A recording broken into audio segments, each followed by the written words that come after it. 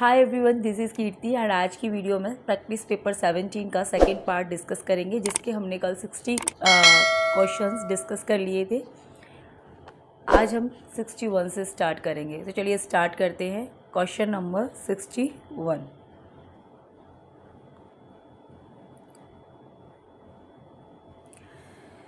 सो देखिए question number 61।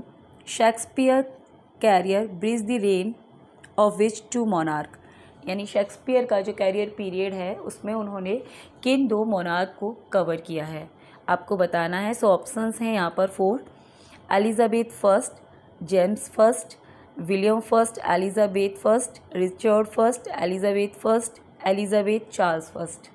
So answer is A, Elizabeth first and James first को Shakespeare ने अपने कैरियर में कवर किया था, इन दोनों मोनार्क को। नेक्स्ट है क्वेश्चन नंबर 62। नेक्स्ट है how many plays did Shakespeare write in his lifetime. The total plays कितने लिखे थे शेक्सपियर ने? 46, 41, 37, 33। So answer is C, 37। 37 plays Shakespeare write in his life time.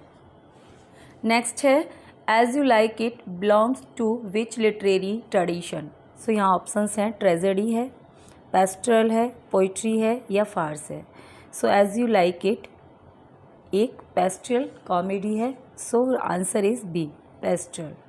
Question number 64।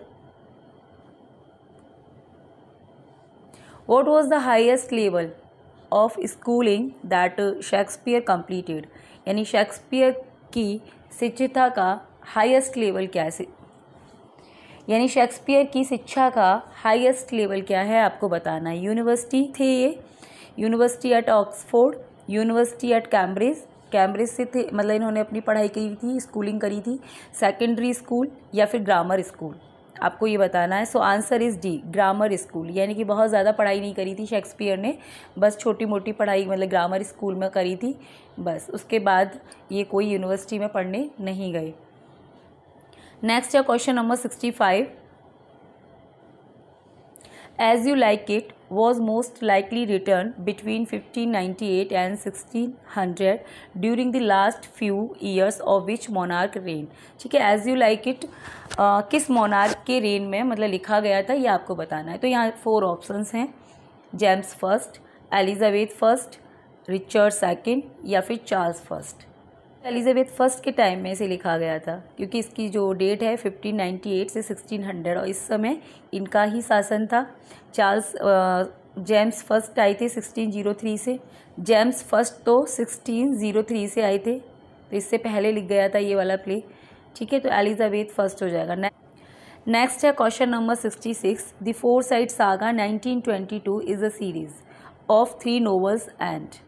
ठीक है, the Forsyte saga 1922 एक series है, यानी कि जो जॉन गाल्सवर्दी है उनकी मतलब फर्स्ट ट्रायलॉजी का नाम है द फोरसाइट सागा, जो कि एक सीरीज़ है 3 नोवेल्स की और 2 शॉर्ट स्टोरीज़ की सीरीज़ है, जिसे इंटरल्यूड कहा जाता है। So answer is A, 2 short stories called interlude. Question number 67। Galsworthy's own sequel to the Forsyte saga was, यानी गाल्सवर्दी की जो ट्रायलॉजी है फोरसाइट सागा, इसका सीक्वल का नाम क्या था, ये आपको बताना है।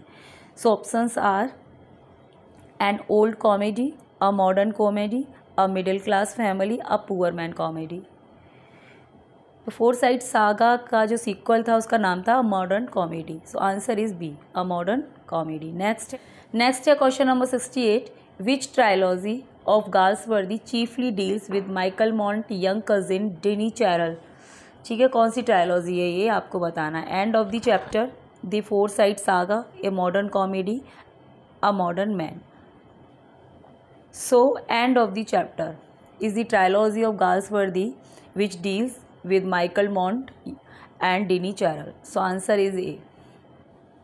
Next है question number 67। Which of the following novels are part of Galsworthy trilogy, a modern comedy। यानी मॉडर्न कॉमेडी का कौन सा पार्ट है इनमें से बताना है आपको। So a silent wooing, swan song, modern comedy. तो मॉडर्न कॉमेडी तो यही है, स्वान सॉन्ग और साइलेंट वूइंग ये दोनों इस ट्रायलॉजी के नोवेल हैं। So all of the above हो जाएगा आपका आंसर।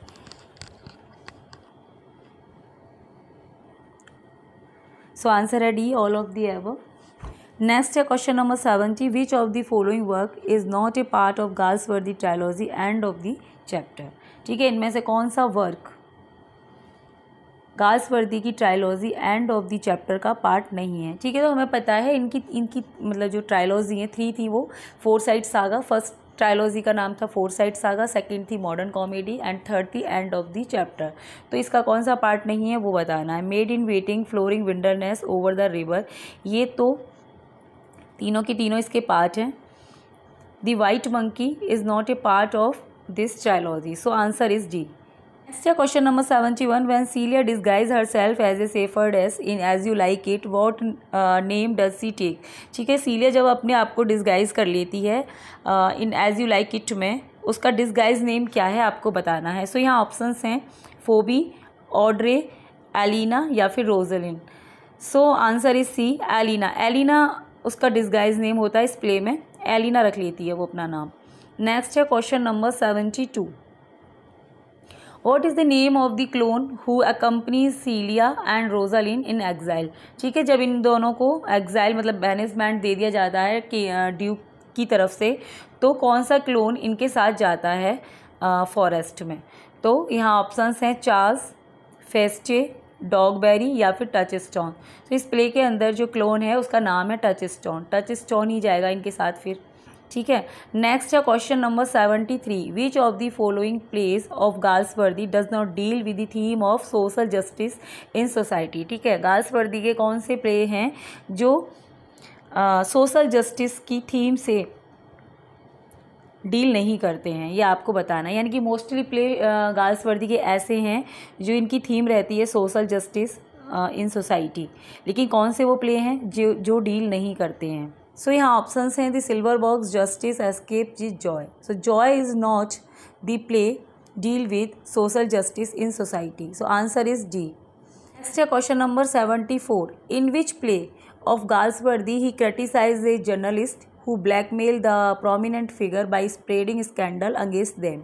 ठीक है, कौन सा प्ले है गाल्सवर्दी का, ये आपको बताना है। The forest, the snow, joy, the fugitive. So answer is B, the snow. Snow ये प्ले है उनका जिसमें जर्नलिस्ट को क्रिटिसाइज किया जाता है। नेक्स्ट है question number 75, what type of disposition does Jaques possess in as you like it.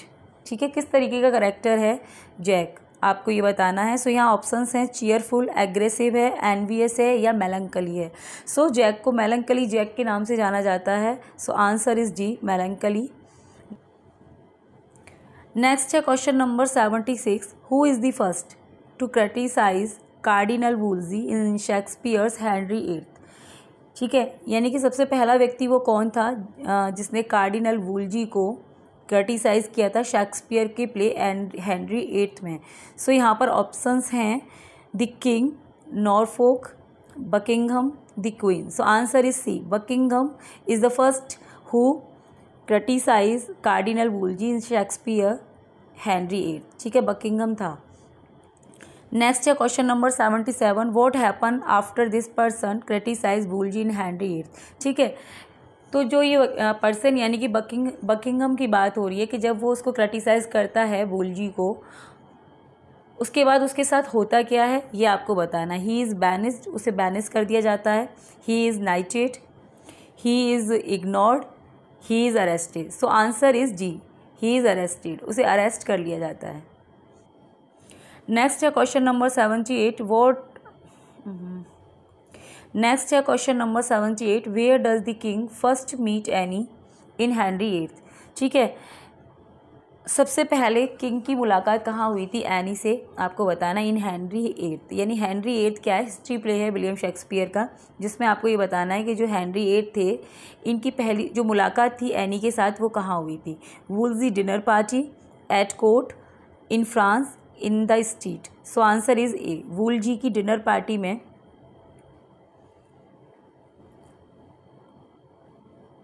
So answer is A, Wolsey की डिनर पार्टी में कि हेनरी एट्थ की मुलाकात हुई थी एनी से। नेक्स्ट है question number 79, how do the commoners feel about Wolsey after Buckingham sentencing in Henry eighth. ठीक है, जब बकिंगहम को अरेस्ट कर लिया गया उसके बाद जो कॉमनर्स थे उनकी राय क्या थी वुलजी को लेके, तो वो सबके सब उससे हेट करने लगे थे। So answer is B, they hate him. Next है question number 80, what does Anne think about the idea of being queen. ठीक है, एनी के क्या विचार थे रानी बनने के, मतलब उसको रानी बनना था या नहीं बनना था, उसको लेके उसके विचार क्या थे। She is not sure what the job entails, she is totally indifferent, she long for the position, she says she would not want to be queen। ठीक है, तो जब हेनरी एट्थ ने उसको प्रपोज किया था तो उसका कहना ये था कि वो रानी बनना नहीं चाहती। नेक्स्ट है question number 81, what is the bastard given name in Shakespeare King John. Shakespeare का जो हिस्ट्री प्ले है किंग जॉन, इसमें बास्टर्ड का नाम क्या है, क्या नाम है उसका बताना है आपको। Richard, John, Philip, Peter. So answer is C, Philip. Philip is the name of the bastard in King John. Next है question number 82, who is the bastard father reputed to be. ठीक है, फादर का नाम क्या है bastard के, यानी कि फिलिप के फादर का नाम क्या है आपको बताना है। Richard the Lionhearted, John, Philip, Arthur. So answer is A. ठीक है, Richard the Lionhearted is the father of bastard. Next है question number 83, what English held town does Philip wish to reclaim in Shakespeare King John. Lyon, Rouen, Wentworth, Angers. So answer is D, Angers. Next है question number 84, Pandulph is an ambassador from dash in Shakespeare King John. ठीक है, पेंडोल्फ कौन है, ambassador है, ये कहाँ का ambassador है आपको बताना। The pope, the Holi Roman emperor, the king of Spain.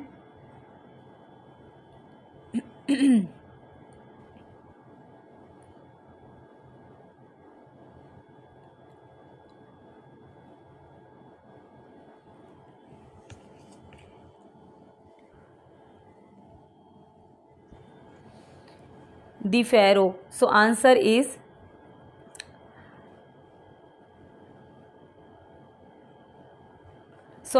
a, the pope।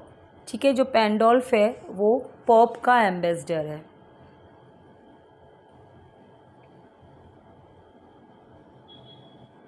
Next है question number 85, how does King John die. ठीक है, इनकी डेथ कैसे हुई थी आपको बताना। He is poisoned, he is beheaded, he drowned at C.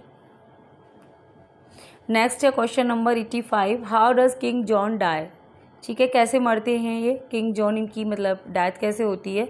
He is पॉइजन्ड, उन्हें जहर दिया गया था।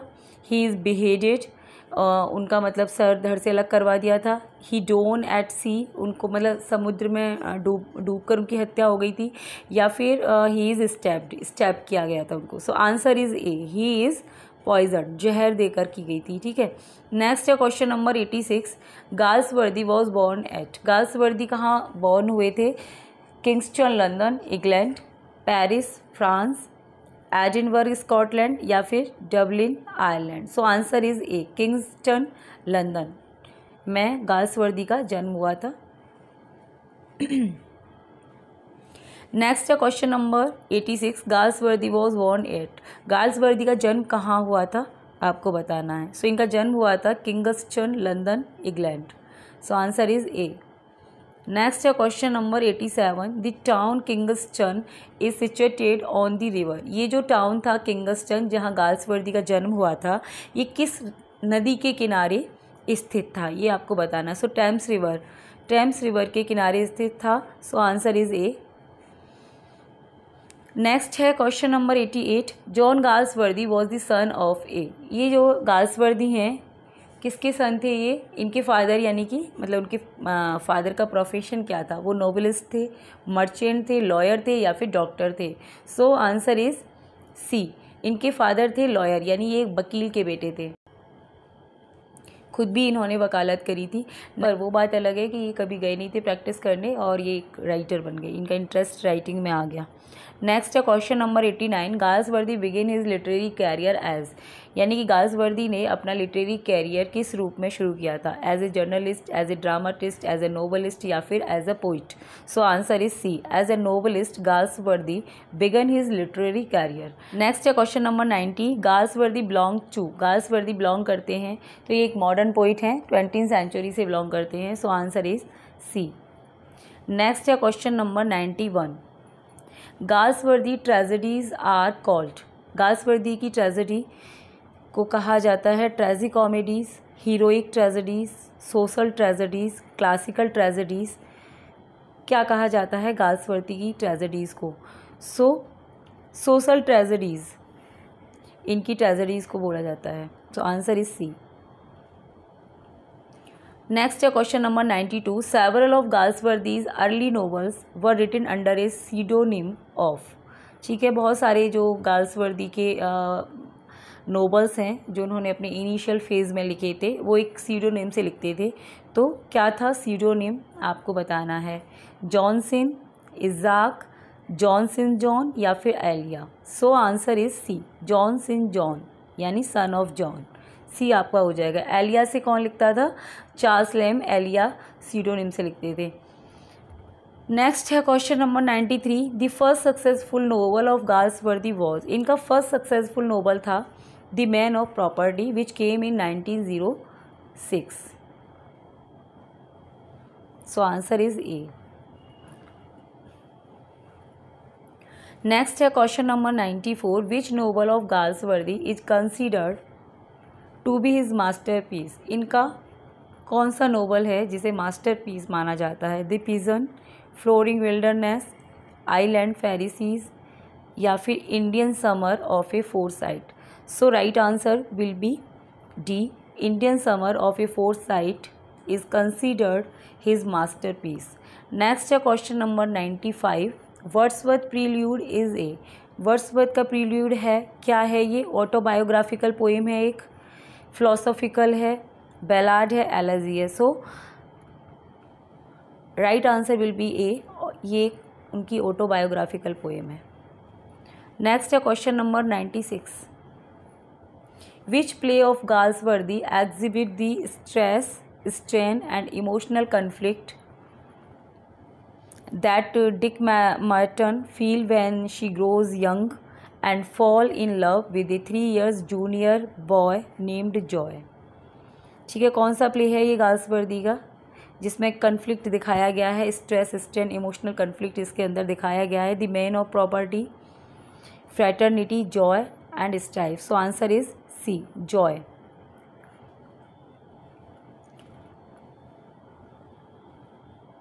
नेक्स्ट है question number 97, how many act are in Galsworthy plays the fugitive, Galsworthy का प्ले द फ्यूजिटिव जिसमें कितने एक्ट में है ये आपको बताना है। इसमें कितने एक्ट हैं टोटल? 2 एक्ट, 3 एक्ट, 4 या फिर 5। So answer is C, 4 act. इनका जो फ्यूजिटिव है वो 4 एक्ट में है। नेक्स्ट है question number 98,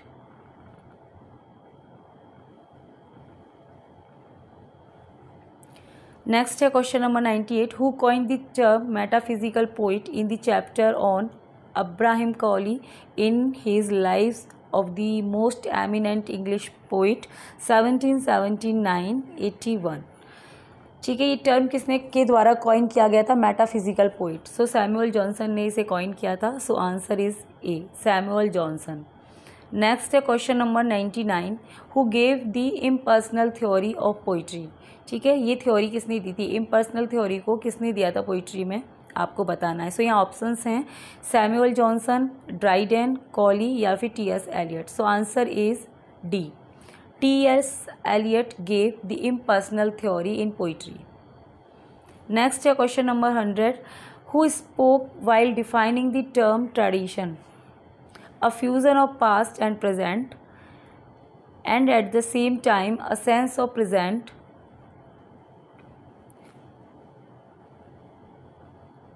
temporality. A poet must embody the whole of the literature of Europe from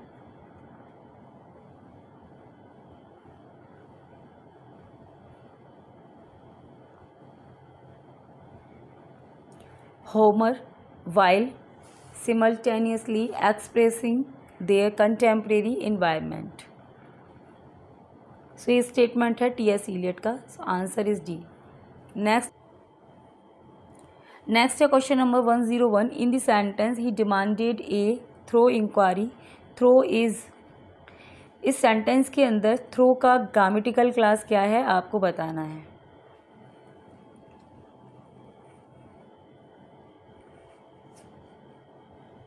सो ये ऑप्शंस हैं एडजेक्टिव, नाउन, वर्ब, एडवर्ब.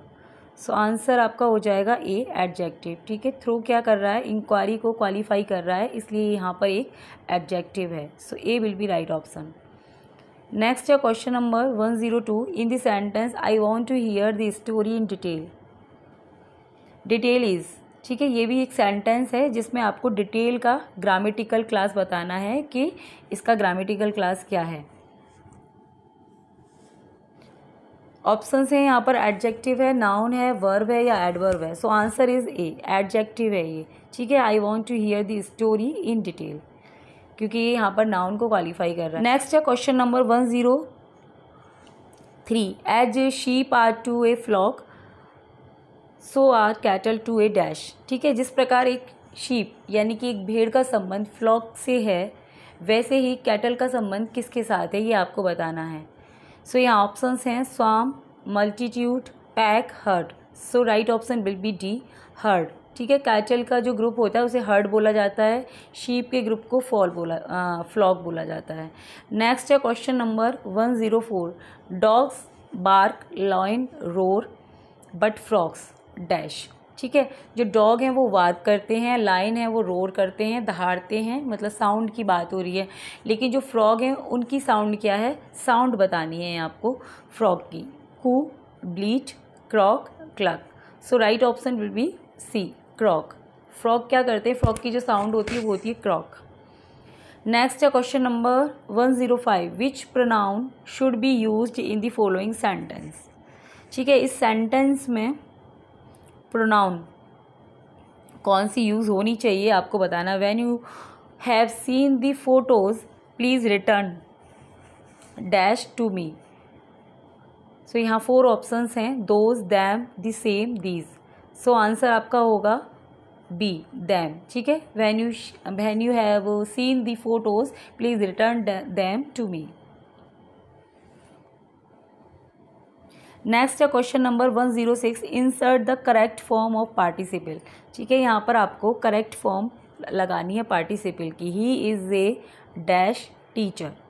ठीक है, तो वो कैसा टीचर है आपको बताना है. Retiring, retired, retire, retirement. So right option will be B, वो एक रिटायर्ड टीचर है. ठीक है, बी आपका सही हो जाएगा. नेक्स्ट है question number 107. The dash object turn out to be a spinning top. Moventing, moved, moving, movable. So answer is C. The moving object turn out to be a spinning top. Next है question number 108. The government which is run by the rich class. ठीक है, ऐसी government जिसे एक rich class के द्वारा चलाया जाता है उसे क्या बोलते हैं. Plutocracy, autocracy, anarchy, rich rule. So answer is A, plutocracy बोला जाता है ऐसी गवर्नमेंट को.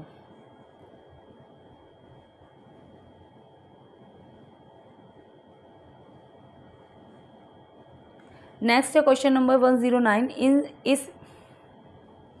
नेक्स्ट है question number 109. A cinema show which is held in the afternoon.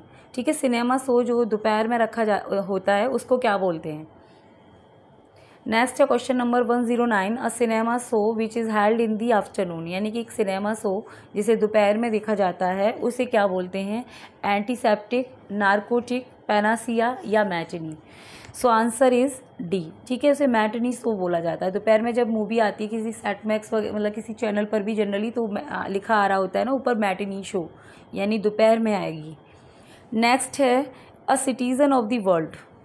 ठीक है, world citizen of the world को क्या कहते हैं. Cosmopolite, theist, optimist, opaque. So answer is A. Cosmopolitan होता है ना जो पूरे संसार को अपना घर समझता है. So answer is a. Next है यहाँ पर find the word that expresses opposite meaning to the given word, यानी एंटोनिम्स बताने हैं आपको, है ना। सो यहाँ पर ऑस्पिशियस का बताना है आपको ऑपोजिट वर्ड क्या होगा। Fortunate, propitious, promising, inauspicious. So answer is D, inauspicious हो जाएगा। ठीक है, ऑस्पिशियस का मतलब होता है शुभ और इनऑस्पिशियस मीन्स अशुभ। नेक्स्ट है यहाँ पर, नेक्स्ट वर्ड है ऑथेंटिक। ऑथेंटिक का क्या होगा? जेन्युइन, रेलिबल, ओरिजिनल या फिक्सियस। तो ऑथेंटिक का ऑपोजिट आपको बताना है। ठीक है, ये सारे तो इसके सिनोनियम हो गए, तो डी आपका सही हो जाएगा, फिक्सियस। नेक्स्ट है क्वेश्चन नंबर 113, एवर्जन। एवर्जन का क्या होगा? Hatred, dislike, antipathy, affection. So right option will be D, affection. Affection आपका सही हो जाएगा। एवर्जन का मतलब होता है हेट। नेक्स्ट है क्वेश्चन नंबर 114, ऑकवर्ड। ऑकवर्ड का एंटोनिम बताना है। Clumsy, ungainly, preposterous, skilful. So answer is D, D will be right option, skilful हो जाएगा। ठीक है, नेक्स्ट है क्वेश्चन नंबर 115, एक्जिम। एक्जिम का ऑपोजिट वर्ड बताना है। मैक्सिम, सेइंग, डिक्टम या फिर absurdity. So right option will be D, absurdity हो जाएगा, है ना। एक्जिम एक तरह से कहावत होती है, एकदम मतलब ट्रू स्टेटमेंट होता है।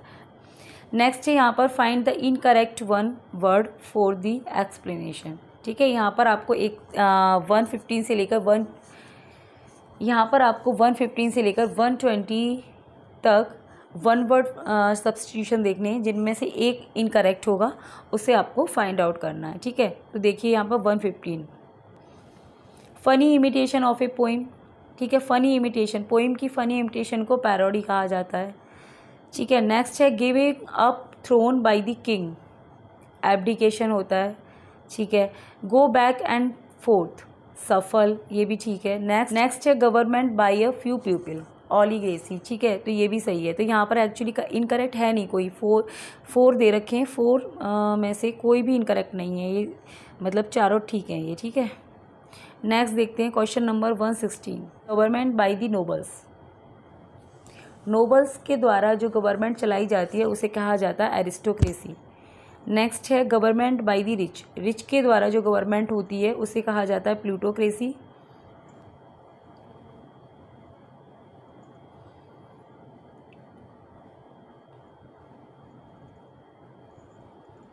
नेक्स्ट है government by one man who has unlimited power.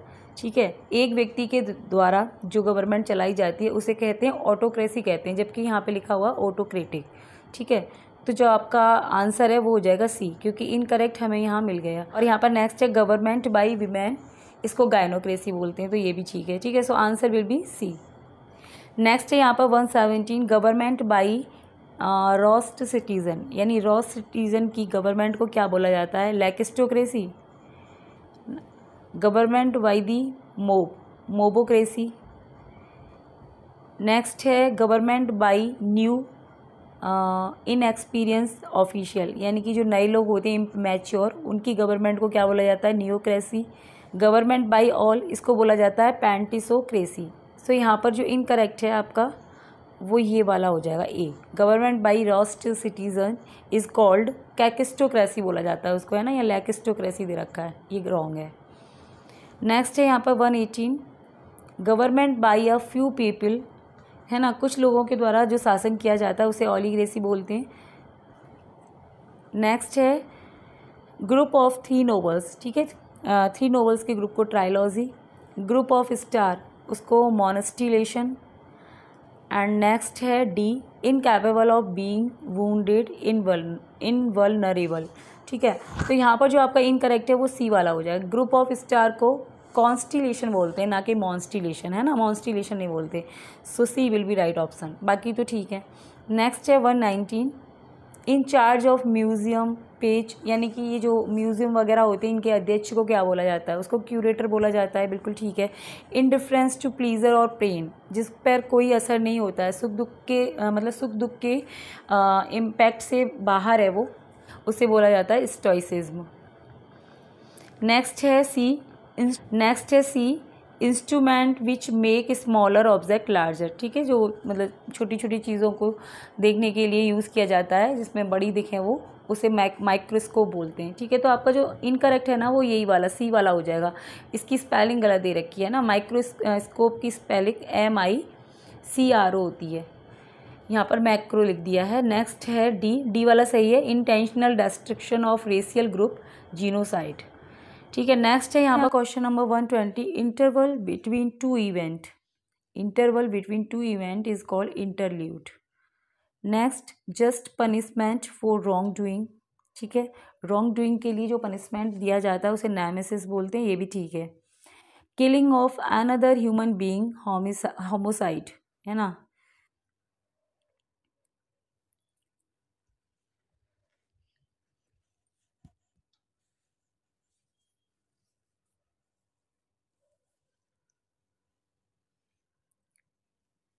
Next है killing of another human being, homicide. ठीक है, मतलब अनदर ह्यूमन की हत्या करना होमोसाइड कहलाता है। नेक्स्ट है one who is narrow and prejudiced in religious view, bigot. Next है killing of another human being, homicide, ये गलत दे रखा है यहाँ पर।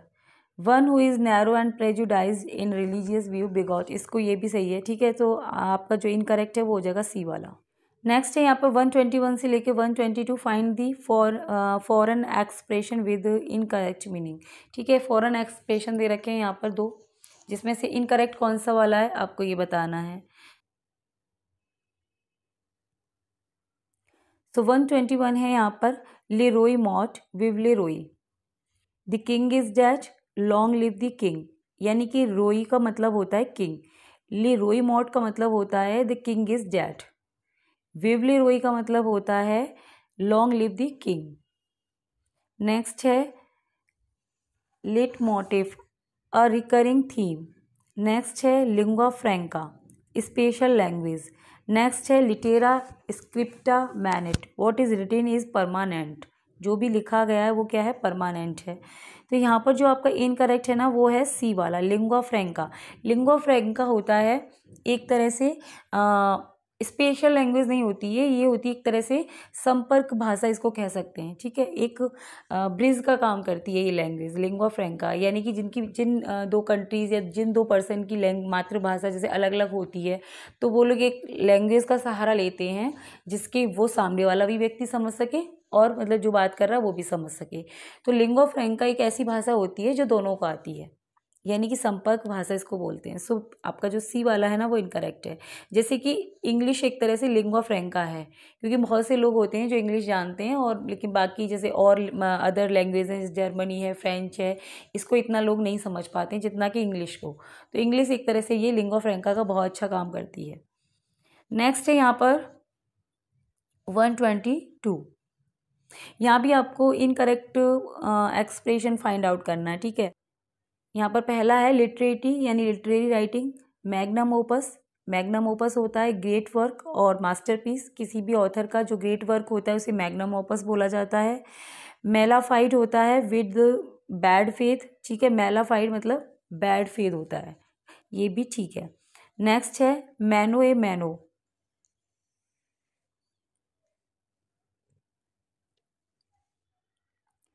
मैनो मतलब डायरेक्टली और face to face in a confrontation और कन्फ्लिक्ट, तो ये भी आपका करेक्ट है। तो यहाँ पर जो इनकरेक्ट है वो कौन सा है, इलिटरेटी लिटरेरी राइटिंग, ये वाला इनकरेक्ट है, ए वाला।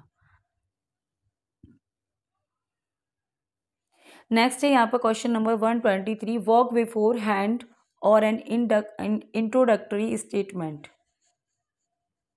इसको क्या बोला जाता है, इंट्रोडक्शन बोला जाता है, फॉरवर्ड बोला जाता है, मैसेज या preamble. So right option will be D, preamble बोला जाता है इंट्रोडक्टरी स्टेटमेंट को।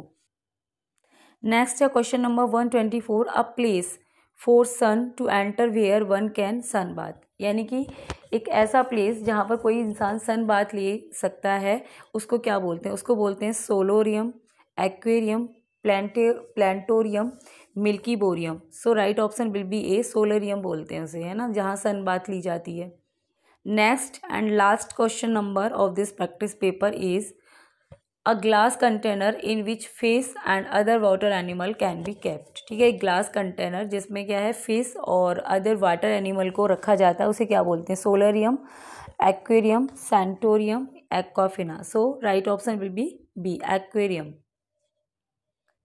So this is all about this video. Thanks for watching.